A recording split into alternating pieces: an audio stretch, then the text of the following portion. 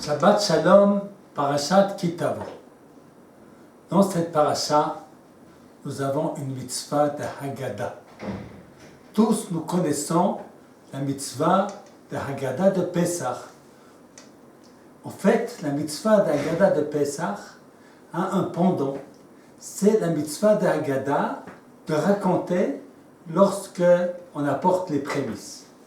D'ailleurs, le texte de la Haggadah de Pesach est pour l'essentiel un commentaire des versets du début de Ki Tavo où il y a cette mitzvah de Haggadah.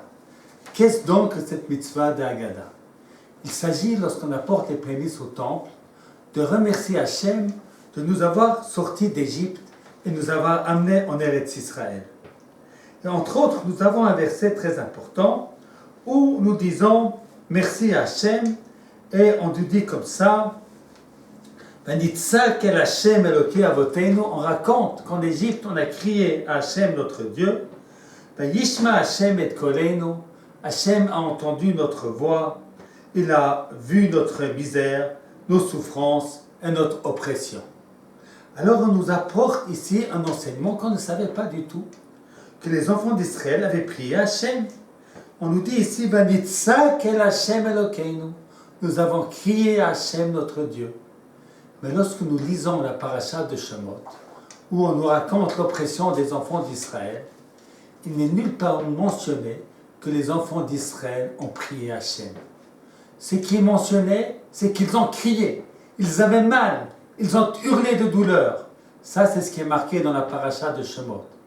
Mais ce n'est pas marqué qu'ils ont prié Hachem. Alors je vais rapporter ici une explication de mon père, le Rav Moshe Zecher Tzadik Livracha, que les cris de douleur, même s'il n'est pas explicitement formulé comme une prière vers Hachem, Hachem sait qu'au fond de lui, chacun qui crie sait que le seul qui peut véritablement le sauver, c'est Hachem Yitbarach qui entend ses voix. Qui aurait entendu le cri de ces hommes qui criaient en Égypte si ce n'est Hachem? Et c'est peut-être ce qu'il dit la suite du verset. Vayishma Hashem et koleinu. Dieu a entendu notre voix. C'est pas marqué qu'il a entendu notre prière. Parce qu'explicitement, nous n'avions pas prié à Hachem. Mais notre voix, ce qui est intérieur à nous, était certainement dirigé vers Hachem Yitbarach.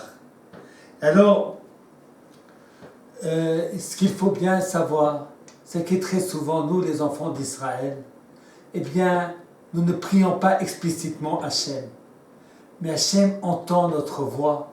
Elle est peut-être inaudible pour l'oreille humaine. Mais HaKadosh Baruch Hu entend notre voix.